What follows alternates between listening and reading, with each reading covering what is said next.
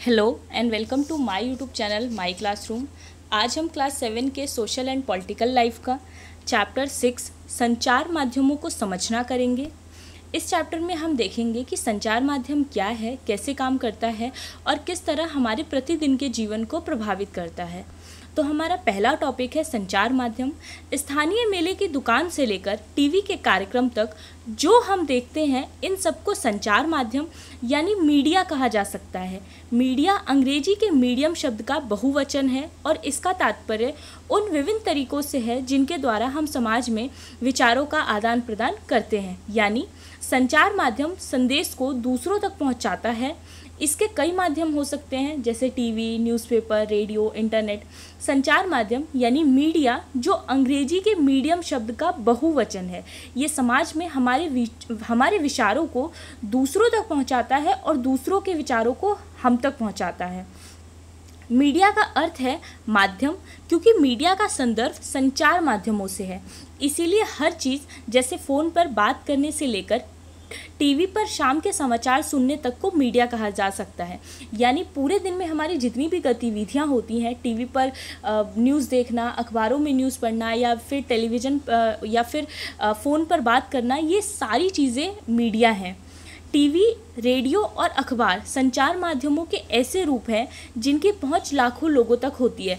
तो ये सारे संचार माध्यम के ऐसे रूप हैं जिसकी पहुंच लाखों लोगों तक होती है। अगर एक जगह से संदेश दिया जाता है तो वो लाखों लोगों तक पहुंच पाता है। इसीलिए इन्हें जनसंचार या मास मीडिया कहते हैं, क्योंकि ये बड़े क्षेत्र तक, बड़े स्तर तक लोगों तक पहुंचने का काम करता है। इसीलिए इसे हम मास मीडिया या फिर जनसंचार माध्यम कहते हैं। संचार माध्यम और तकनीक। आज संचार माध्यम के बिना अपने जीवन की कल्पना करना भी कठिन है, लेकिन केबल टीवी और इंटरनेट के विस्तृत उपयोग हाल ही में शुरू हुए हैं। इन्हें प्रचलन में आए अभी 20 वर्ष भी नहीं हुए। जैसे आज के टाइम पे बिना इंटरनेट के, बिना टीवी के अपनी लाइफ को इमेजिन करना भी हमारे लिए बहुत मुश्किल है, लेकिन इसकी शुरुआत अभी कुछ टाइम पहले ही हुई है। इसे प्रचलन में आए, हमारी लाइफ में आए अभी 20 साल भी नहीं हुआ है। जनसंचार माध्यमों के लिए प्रयोग में आने वाली प्रौद्योगिकी निरंतर बदलती रहती है। यानी इसमें यूज़ होने वाली जितनी भी टेक्नोलॉजी है वो दिन प्रतिदिन बदलती रहती है। जैसे पहले प्रिंट मीडिया था, यानी हमारे पास अखबार हुआ करते थे, इसके अलावा पत्रिकाएं हुआ करती थी, लेकिन धीरे धीरे ये इलेक्ट्रॉनिक मीडिया की तरफ शिफ्ट हुआ। उसके बाद इंटरनेट काफ़ी तेज़ी से हमारे जीवन का हिस्सा बनी। तो इसीलिए हमारी जो टेक्नोलॉजी है वो कहीं ना कहीं दिन प्रतिदिन बढ़ती रहती है, चेंज होती रहती है, इसमें विकास होता रहता है। ठीक है। अखबार, टेलीविज़न और रेडियो लाखों लोगों तक पहुंच सकते हैं क्योंकि इनमें एक विशिष्ट प्रकार की तकनीक का उपयोग किया जाता है। ये सारी चीज़ें लाखों लोगों तक पहुँचने का काम करती है क्योंकि इसमें कुछ खास तरह की टेक्नोलॉजी का यूज़ होता है। जैसे कि हम अखबारों और पत्रिकाओं की छपे हुए माध्यम के रूप में और टीवी और रेडियो को इलेक्ट्रॉनिक माध्यम के रूप में देखते हैं। तो अखबार और जो पत्रिकाएं होती हैं, जो छपे हुए होते हैं, इन्हें हम प्रिंट मीडिया कहते हैं। और जो रेडियो और टीवी है, इसे हम इलेक्ट्रॉनिक मीडिया का माध्यम मानते हैं। ठीक है। तकनीक तथा मशीनों को बदलकर आधुनिक बनाने से संचार माध्यमों को अधिक लोगों तक पहुंचाने में मदद मिलती है। तकनीक और मशीनों को जैसे जैसे हम चेंज करते हैं, उसमें इम्प्रूवमेंट लाते हैं, वो उतना ही ज़्यादा लोगों तक पहुंचने का काम करती है, ज़्यादा से ज़्यादा लोगों तक कम समय में पहुंच जाती है। इससे ध्वनि और चित्रों की गुणवत्ता में सुधार आता है, लेकिन तकनीक इससे भी अधिक कुछ करती है। तो जैसे पहले ब्लैक एंड वाइट हुआ करता था, लेकिन धीरे धीरे ये कलर्ड आया, फिर HD आया। तो जितना ज़्यादा हम तकनीक को इम्प्रूव करते हैं वो उतना ज़्यादा बेहतर होती है, लोगों तक पहुंचती है। और इसी के साथ साथ तकनीक इससे भी ज़्यादा और भी चीज़ें करती है, वो हमारे जीवन को भी प्रभावित करती है। यह हमारे जीवन के बारे में सोचने के ढंग में परिवर्तन लाती है। उदाहरण के लिए आज हमारे लिए टेलीविज़न के बिना जीवन की कल्पना करना भी कठिन है और ये हमारे सोचने के तरीक़ों को भी चेंज करती है। टेलीविज़न के कारण हम अपने आप को विश्व समाज का एक सदस्य समझने लगे हैं। पूरे विश्व को इसने एक छोटे से गांव की तरह बना के रख दिया है। कहीं भी कोई भी घटना होती है हमें तुरंत पता चल जाती है। विदेशों में क्या हुआ, वहाँ पर किस तरह की घटनाएं हो रही हैं, कौन से फेस्टिवल मनाए जा रहे हैं, इस तरह की तमाम बातें हमें कुछ ही सेकंडों में अपने यहाँ पे देखने को मिल जाती हैं। टेलीविज़न में प्रदर्शित चित्र सैटेलाइट और केबल के विस्तृत जाल के माध्यम से अत्यंत सुदूर क्षेत्रों तक पहुंच पाते हैं। तो ये जो भी चीज़ें हम देख पाते हैं टीवी में, टेलीविज़न में देखते हैं, जो चित्र देखते हैं, जो वीडियो देखते हैं, ये सारा सैटेलाइट की मदद से और केबल टीवी के जो जाल फैले हुए हैं इसकी वजह से जो सुदूर क्षेत्र हैं वहाँ तक भी पहुँचने का काम करते हैं। इसके कारण हम संसार के अन्य भागों के समाचार और मनोरंजक कार्यक्रम देख पाते हैं। हम टीवी पर जो कार्टून देखते हैं अधिकांश जापान या संयुक्त राज्य अमेरिका के होते हैं। तो बहुत से ऐसे कार्टून हैं जो दूसरे देशों के होते हैं लेकिन हम अपने टीवी पर अपने देश में उसे देख पाते हैं। 1940 के दशक में इलेक्ट्रॉनिक टाइपराइटर के आ जाने से पत्रकारिता की दुनिया में एक बड़ा बदलाव आया था। इसके अलावा यह राइट साइड में जो फिगर है यह यंत्र टेलीविज़न है। सबसे पहला पुराने समय का टेलीविज़न का प्रारंभिक रूप था ये। इसका आविष्कार इस आविष्कार के सामने बैठे हैं जॉन एल बेड। इन्होंने इसका आविष्कार किया था। इस यंत्र के द्वारा उन्होंने रॉयल इंस्टीट्यूट के समक्ष अपने आविष्कार का प्रदर्शन किया था। संचार माध्यम और धन। संचार माध्यम में कहीं ना कहीं धन का भी बहुत ज़्यादा प्रयोग किया जाता है, उसके लिए बहुत ज़रूरी है। संचार माध्यम को अच्छे से अच्छा बनाना, उसको विकसित करने के लिए धन की बहुत ज़्यादा आवश्यकता पड़ती है। जैसे जनसंचार द्वारा उपयोग में लाई जाने वाली विभिन्न तरीके अत्यंत खर्चीली हैं। जैसे टीवी स्टूडियो के बारे में सोचिए जहाँ पर समाचार वाचक बैठता है, यानी उस स्टूडियो के बारे में सोचिए जहाँ पर एंकर बैठता है। इसमें लाइट, कैमरे, ध्वनि रिकॉर्डर के लिए यंत्र, संप्रेषण के लिए सैटेलाइट आदि, यानी उस स्टूडियो में कैमरे होते हैं, लाइट्स होती हैं, माइक होता है, संप्रेषण के लिए सैटेलाइट्स होती हैं। इन सारी चीज़ों में बहुत अधिक पैसा लगता है, इन सभी का मूल्य बहुत अधिक होता है। समाचार के स्टूडियो में केवल समाचार वाचक को ही वेतन नहीं दिया जाता बल्कि और बहुत सारे लोग जो प्रसारण में सहायक होते हैं उन्हें भी सैलरी देनी पड़ती है। तो एक स्टूडियो में, एक समाचार के स्टूडियो में सिर्फ एंकर नहीं होता जिसे सैलरी दी जाती है, बल्कि और भी कैमरामैन, लाइटमैन, इन सब लोगों को भी पैसे देने पड़ते हैं। तो इतना सादा खर्चा जो होता है वो मीडिया में किया जाता है।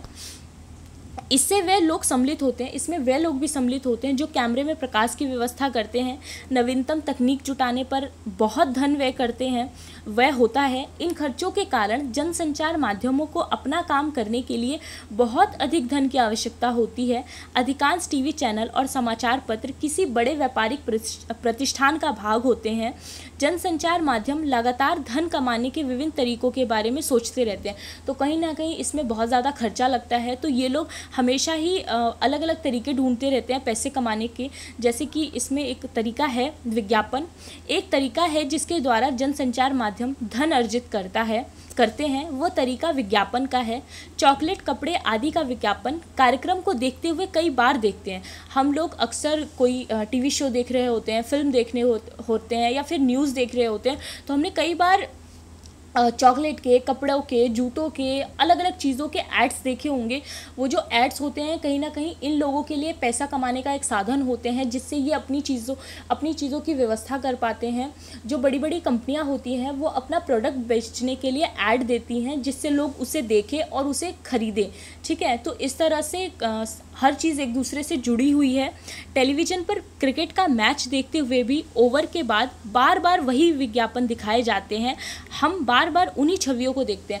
तो हर 6 बॉल के बाद एक एड मतलब ब्रेक लगता है और ब्रेक में हम बहुत सारे एड्स देखते हैं, बार बार उन्हीं छवियों को देखते हैं। लोग ज़्यादा से ज़्यादा उससे प्रभावित होते हैं और उन प्रोडक्ट्स को खरीदते हैं, जिससे कि जो टीवी चैनल्स वाले लोग होते हैं उन लोगों को पैसा मिलता है, तभी वो बाकी चीज़ों की व्यवस्था कर पाते हैं।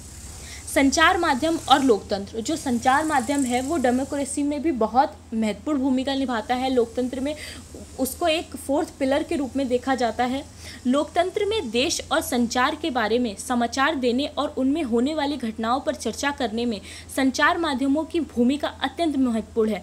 तो लोकतांत्रिक देश में संसार में क्या चीज़ें हो रही हैं, किस तरह के फैसले लिए जा रहे हैं सरकार के द्वारा, इन सारी घटनाओं की चर्चा करने, उन्हें प्रसारण करने में संचार माध्यम का एक बहुत बड़ा रोल है। उदाहरण के लिए संचार माध्यमों से नागरिक जान सकते हैं कि सरकार किस प्रकार काम कर रही है। यदि लोग चाहें तो इन समाचारों के आधार पर कार्यवाही भी कर सकते हैं। तो संचार माध्यम एक ऐसा माध्यम है जिसके द्वारा लोग जान सकते हैं कि उनकी गवर्नमेंट क्या काम कर रही है, उनके लिए जो काम कर रही है वो सही है कि नहीं है। इसके अलावा ऐसा व संबंधित मंत्री को पत्र लिखकर सार्वजनिक विरोध आयोजित कर हस्ताक्षर अभियान चलाकर सरकार से पुनः उसके कार्यक्रम पर विचार करने का आग्रह कर सकते हैं। जैसे अगर किसी विभाग के मिनिस्टर ने कोई फैसला लिया, जैसे शिक्षा विभाग के मिनिस्टर ने, शिक्षा मंत्री ने कोई फैसला लिया और जनता को लगता है कि ये उनके हित के लिए नहीं है, उनके बच्चों के हित के लिए नहीं है, तो वो उस मंत्री को लेटर लिख सकते हैं। इसके अलावा वो सिग्नेचर कैंपेन चला सकते हैं, बहुत सारे आंदोलन कर सकते हैं और सरकार को मजबूर कर सकते हैं कि वो इस फैसले पर दोबारा विचार करे, इस पर दोबारा सोचे। तो जो भी संबंधित मंत्री हैं, जिस तरह के भी वो फैसले देते हैं, तो कहीं ना कहीं जो लोग होते हैं वो उनसे जुड़े होते हैं संचार माध्यमों के द्वारा, और वो अपनी बात सरकार के पास रख सकते हैं और सरकार भी अपनी बात लोगों तक रख सकती है। तो संचार माध्यम लोकतंत्र को स्थापित करने में एक अहम भूमिका निभाने का काम करता है। जानकारी देने के संबंध में संचार माध्यम की महत्वपूर्ण भूमिका को देखते हुए आवश्यक है कि जानकारी संतुलित होनी चाहिए, क्योंकि संचार माध्यम हमें जानकारी दे रहे हैं, इसीलिए ज़रूरी है कि वो एक बैलेंस रिपोर्ट दे। वो जो भी जानकारी दे वो बहुत बैलेंस की होनी चाहिए। जैसे संतुलित रिपोर्ट वह होती है जिसमें किसी भी विषय पर हर दृष्टिकोण से चर्चा की जाती है, फिर पाठकों को स्वयं अपनी राय बनाने के लिए स्वतंत्र छोड़ दिया जाता है। यदि किसी एडिटर के द्वारा कोई चीज़ लिखी जा रही है, किसी विषय पर लिखा जा रहा है, या एंकर के द्वारा किसी विषय पर डिस्कशन किया जा रहा है, तो बहुत ज़रूरी है कि वो लोग जो रिपोर्ट दे रहे हैं वो बहुत बैलेंस होना चाहिए। उसमें कहीं भी ऐसा नहीं लगना चाहिए कि वो अपना दृष्टिकोण दिखाने की कोशिश कर रहे हैं, सिर्फ अपनी बात रखने की कोशिश कर रहे हैं, बल्कि उसको इस तरह से लिखा जाए, इस तरह से पेश किया जाए कि उसके पक्ष और विपक्ष दोनों ही बातें रखी जाए, ताकि जो पढ़ने वाले लोग हैं उस पर अपनी राय बना सके। इसीलिए एक बैलेंस रिपोर्ट लोगों के सामने रखना बहुत ज़्यादा ज़रूरी हो जाता है, ताकि लोग उसकी गहराई को, उसकी बात को स्पष्टता से समझ सके। तो एक बैलेंस रिपोर्ट होना लोगों के लिए बहुत ज़्यादा ज़रूरी है। संतुलित रिपोर्ट लिख पाना संचार माध्यमों के स्वतंत्र होने पर निर्भर करता है।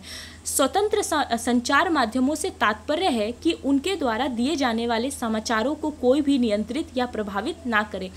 तो कहीं ना कहीं बैलेंस रिपोर्ट लिखना, संतुलित रिपोर्ट लिखना संचार माध्यमों के स्वतंत्र होने पर भी निर्भर करता है, कि वो पूरी तरह से स्वतंत्र हो, उन पर किसी का प्रेशर ना हो, तभी वो एक संतुलित रिपोर्ट लिख पाते हैं। ठीक है, समाचार का विवरण देने में कोई भी उन्हें निर्देशित ना करे, कोई भी गाइडलाइंस उन्हें ना दी जाए कि उसमें क्या सम्मिलित किया जाना है या क्या नहीं। लोकतंत्र में स्वतंत्र संचार माध्यमों का होना अत्यंत महत्वपूर्ण है। तो एक स्वतंत्र संचार माध्यम का होना बहुत ज़रूरी है, क्योंकि अगर प्रेशर किया जाएगा किसी के द्वारा भी और वो व्यक्ति कुछ गलत कर रहा है, तो कहीं ना कहीं संचार माध्यम के द्वारा लोगों तक उसकी जानकारी नहीं पहुंच पाएगी। इसीलिए संचार माध्यम पर किसी तरह का सेंसर नहीं होना चाहिए, उन पर किसी तरह की पाबंदी नहीं होनी चाहिए। इस तरह के मामलों में संचार माध्यमों द्वारा प्रदान की गई जानकारी के आधार पर ही आम नागरिकों के रूप में कार्रवाई करते हैं। इसीलिए ये आवश्यक है कि यह जानकारी विश्वसनीय और तटस्थ हो। तो ये ज़रूरी हो जाता है कि लोगों को जो जानकारी दी जा रही है वो विश्वसनीय हो और तटस्थ हो। संचार माध्यम स्वतंत्र नहीं है, इसके मुख्य 2 कारण हैं। तो कहीं कुछ चीज़ें ऐसी भी हैं जिसमें संचार माध्यम स्वतंत्र नहीं है, जिसके 2 कारण माने जाते हैं। एक कारण है हमारा सरकार का उन पर नियंत्रण। जब सरकार समाचार के किसी अंश, फिल्म के किसी दृश्य या गीत की अभिव्यक्ति को जन समुदाय तक पहुंचने से प्रतिबिंबित करता है तो उसे सेंसरशिप कहते हैं। अगर कोई मूवी है, कोई सॉन्ग है, उसके कुछ भाग को हटा दिया जाता है, ठीक है, तो उसे हम सेंसरशिप कहते हैं। जैसे गवर्नमेंट होती है, वो हमेशा किसी भी मूवी को रिलीज़ करने से पहले अगर किसी पे विवाद है तो उसको देखती है। अगर उसको कोई भाग सही नहीं लगता है, गलत लगता है, तो वो उस पर सेंसरशिप लगा देती है, उसको हटाकर तब उसे लोगों के समक्ष रखा जाता है। उसी तरह भारत के इतिहास में ऐसा समय भी आया है जब सरकार ने संचार माध्यम के ऊपर सेंसर लगाया है। इसमें सबसे बुरा समय 1975 का आपातकाल था, जब भारत में 1975 में आपातकाल लगा था, तब क्या हुआ था कि न्यूज़ रिपोर्टर्स जो रिपोर्ट देते थे या अखबारों में जो चीज़ें छपती थी वो कहीं ना कहीं सरकार के कंट्रोल में थी, गवर्नमेंट के कंट्रोल में थी। वो लोग जो निर्देश देते थे किस तरह क्या छापना है या क्या लिखना है, तो जो न्यूज़ रिपोर्टर्स होते थे उन वही चीज़ें लिखनी पड़ती थी। ठीक है, तो संचार माध्यम के ऊपर भी सेंसर्स लगाए गए हैं। भारत के इतिहास में ऐसा बहुत बुरा टाइम आया है, लेकिन अब के टाइम पे बहुत ज़्यादा स्वतंत्र है हमारा मीडिया। सरकार यद्यपि फिल्मों पर तो सेंसर रखती है, लेकिन वह संचार माध्यमों से दिखाए गए समाचारों पर पूरी तरह से ऐसा नहीं करती। तो वो कहीं ना कहीं जो गवर्नमेंट है वो इन चीज़ों पे तो रखती है, फिल्मों वगैरह पे, गीतों वगैरह पर, लेकिन जो समाचार है उस पर ये पूरी तरह से नहीं करती है। ठीक है, दूसरा एक और कारण है, संचार माध्यमों के विषय में शोध करने वाले लोगों का कहना है कि संचार माध्यमों पर व्यापारिक प्रतिष्ठानों का नियंत्रण है। तो जो इस पर रिसर्च करते हैं उन लोगों का कहना है कि कहीं ना कहीं जो संचार माध्यम है उनके ऊपर व्यापारिक प्रतिष्ठानों का भी बहुत ज़्यादा नियंत्रण होता है। तो अक्सर ये जो लोग होते हैं, मीडिया के जो लोग होते हैं, वो उनके खिलाफ नहीं लिख पाते हैं, क्योंकि उनके ऊपर व्यापारिक प्रतिष्ठानों का कहीं ना कहीं प्रेशर होता है। इसीलिए व्यापार से जुड़ा होने के कारण अब संचार माध्यमों को स्वतंत्र नहीं समझा जाता है। तो कुछ मुद्दों पर ऐसा हो जाता है। संचार माध्यम किसी मुद्दे की खास पक्ष पर इसलिए भी ध्यान केंद्रित करते हैं क्योंकि उसे विश्वास है कि इससे विवरण रुचिकर हो जाएगा। और कभी कभी संचार माध्यम में कुछ ऐसे मुद्दों के ऊपर बात की जाती है या उसका पक्ष लिया जाता है, उसके ऊपर ज़्यादा ध्यान केंद्रित किया जाता है, क्योंकि ऐसा विश्वास है, ऐसा माना जाता है कि इससे ऐसा करने से ये ज़्यादा इंटरेस्टिंग बन जाएगा, ज़्यादा अच्छा हो जाएगा। इसी तरह यदि वह किसी विषय पर जन समर्थन बढ़ाना चाहते हो तो भी मुद्दे के एक पक्ष पर ध्यान केंद्रित करते हैं। किसी मुद्दे को उठाकर उसके एक ही पक्ष को दिखाया जाता है, दूसरे पक्ष को नहीं दिखाया जाता, क्योंकि वो लोग चाहते हैं, मीडिया के जो लोग होते हैं वो चाहते हैं कि हमें ज़्यादा से ज़्यादा जन समर्थन मिले, यानी लोगों का सपोर्ट मिले। इसीलिए दोनों चीज़ों को बैलेंस करके नहीं दिखाया जाता, पक्ष और विपक्ष दोनों को बैलेंस करके नहीं दिखाया जाता, बल्कि एक पक्ष को उठा के लोगों के सामने रख दिया जाता है। तो कई कारण हो सकते हैं, गवर्नमेंट भी हो सकती है, व्यापारिक प्रतिष्ठानों का नियंत्रण भी हो सकता है, उसके अलावा इंटरेस्टिंग बनाने के लिए भी कई बार ऐसा किया जाता है, इसके अलावा जन समर्थन बढ़ाने के लिए भी। ठीक है, मसौदा तय किया जाना यानी एजेंडा तय करना, इसमें भी संचार माध्यमों की महत्वपूर्ण भूमिका रहती है और इसी के आधार पर वह तय कर देते हैं कि क्या समाचार में दिए जाने योग्य है। जैसे कि किसी विद्यालय के विषय वार्षिक उत्सव की खबर शायद समाचार में दिए जाने योग्य नहीं है, लेकिन यदि कोई प्रसिद्ध अभिनेता उसमें मुख्य अतिथि के रूप में आमंत्रित हो तो संचार माध्यमों की रुचि ऐसे समाचारों में सम्मिलित करने में हो सकती है। जैसे कि ऐसा भी तय किया जाता है कि क्या न्यूज़ में दिखाने लायक है या क्या नहीं है, हम किस चीज़ को प्रदर्शित करें, किस चीज़ को ना करें। जैसे कि अगर हम किसी स्कूल का एग्जाम्पल ले कि वहाँ पर एनुअल फंक्शन मनाया जाना है, तो शायद ये विषय उतना महत्वपूर्ण नहीं है किसी समाचार पत्र के लिए या किसी न्यूज़ चैनल के लिए, लेकिन अगर वहाँ पे कोई बड़ा अभिनेता आ रहा है, कोई बड़ा सेलिब्रिटी आ रहा है, तो ये एक इम्पॉर्टेंट मुद्दा बन सकता है। ठीक है, ये एक इंटरेस्टिंग टॉपिक बन सकता है। इसको रुचिकर बनाने के लिए वो इस चीज़ को कवरेज दे सकते हैं। ठीक है, तो कहीं ना कहीं एजेंडा तय भी कर दिया जाता है। कुछ खास विषयों पर ध्यान केंद्रित करके संचार माध्यम हमारे विचारों, भावनाओं और कार्य को प्रभावित करता है और हमारा ध्यान उन मुद्दों की ओर आकर्षित करता है। तो कई बार कुछ खास विषयों पर भी हमारा ध्यान केंद्रित करने की कोशिश की जाती है। हमारे जीवन पर महत्वपूर्ण प्रभाव डालने और हमारे विचारों को निर्मित करने में मुख्य भूमिका होने के कारण ही प्रायः यह कहा जाता है कि संचार माध्यम ही हमारा मसूदा या एजेंडा तय करते हैं। तो ये लोग महत्वपूर्ण भूमिका होती है, तो ऐसा कहा जाता है कि ये लोग एजेंडा तय करते हैं। अभी हाल ही में संचार माध्यमों ने कोला पेयों में कीटनाशकों का स्तर बढ़े हुए होने की ओर हमारा ध्यान आकर्षित किया है। तो अभी कुछ टाइम पहले ही जो संचार माध्यम है उन्होंने जो कोल्ड ड्रिंक्स होती है उसमें जो कीटनाशक का स्तर बहुत ज़्यादा बढ़ गया है, उसमें बहुत सी केमिकल्स का भी यूज़ होता है, इस तरह की चीज़ों के ऊपर ध्यान आकर्षित करने की कोशिश की है। उन्होंने कीटनाशकों के अत्यधिक मात्रा में होने की रिपोर्ट प्रकाशित की थी। ऐसा रिपोर्ट दिया गया था कि जो कोल्ड ड्रिंक्स होती है उसमें बहुत ज़्यादा कीटनाशक होते हैं। इस तरह हमें कोला पेयों को अंतर्राष्ट्रीय गुणवत्ता व सुरक्षा मापदंडों के अनुसार नियमित रूप से नियंत्रित करने की आवश्यकता महसूस कराई। उन्होंने ऐसा महसूस कराया कि इसके लिए ज़रूरी है कि इसकी जांच हो, ठीक है। सुरक्षा मापदंडों के अनुसार नियमित रूप से नियंत्रित करने की आवश्यकता को महसूस करवाया है उन्होंने सरकार के दबाव के बावजूद निडरतापूर्वक घोषणा की कि कोला पीना सुरक्षित नहीं है। गवर्नमेंट का दबाव होने के बाद भी इस रिपोर्ट को छापा गया, इस रिपोर्ट को दिया गया कि इसे पीना, कोल्ड ड्रिंक्स पीना हमारी सेहत के लिए अच्छा नहीं है। इसको पोस्ट करके उन्हें निश्चित रूप से हमारा ध्यान ऐसे विषय पर केंद्रित करने की कोशिश की है जिस पर यदि उनकी रिपोर्ट ना आती तो हमारा ध्यान भी ना जाता। तो अगर ये रिपोर्ट नहीं आती तो हमारा इस बात पर ध्यान नहीं जाता कि कोल्ड ड्रिंक्स को पीने से हमारी बॉडी को कितना ज़्यादा नुकसान होता है। तो कई बार न्यूज़ रिपोर्टर्स ऐसी भी न्यूज़ें दिखाते हैं जिस पे उनके ऊपर बहुत ज़्यादा प्रेशर होता है, गवर्नमेंट का प्रेशर होता है, लेकिन फिर भी क्योंकि लोगों को एक अच्छी खबर देनी है, इसके अलावा जागरूक करने की कोशिश उनके द्वारा की जाती है। बहुत सी मुश्किलों में भी वो लोग न्यूज़ रिपोर्टिंग करते हैं अपनी। कई बार ऐसी घटनाएं हो जाती हैं और कई बार ऐसा भी हो जाता है, उसका कुछ उल्टा भी हो जाता है।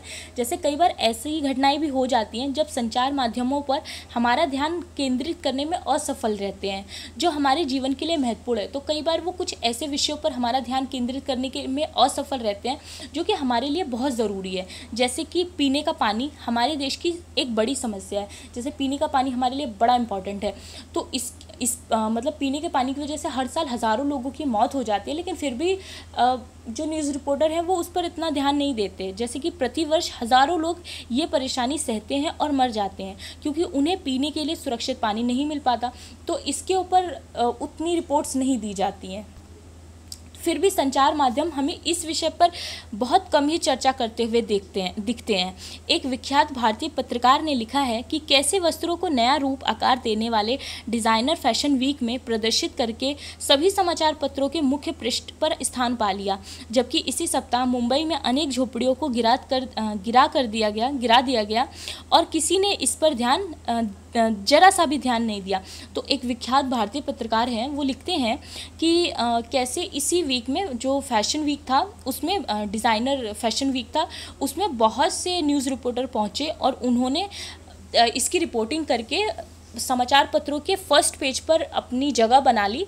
लेकिन उसी वीक में मुंबई में अनेक झोपड़ी गिरा दी गई, इसके ऊपर किसी ने ज़रा सा भी ध्यान नहीं दिया। तो कहीं ना कहीं अपनी रिपोर्टिंग को इंटरेस्टिंग बनाने के लिए, जन समर्थन हासिल करने के लिए जो रिपोर्टर्स होते हैं वो इस तरह की न्यूज़ दिखा देते हैं, बट जो इम्पोर्टेंट होती है, लोगों की जीवन से जुड़ी होती है, वो कहीं ना कहीं इग्नोर हो जाती है।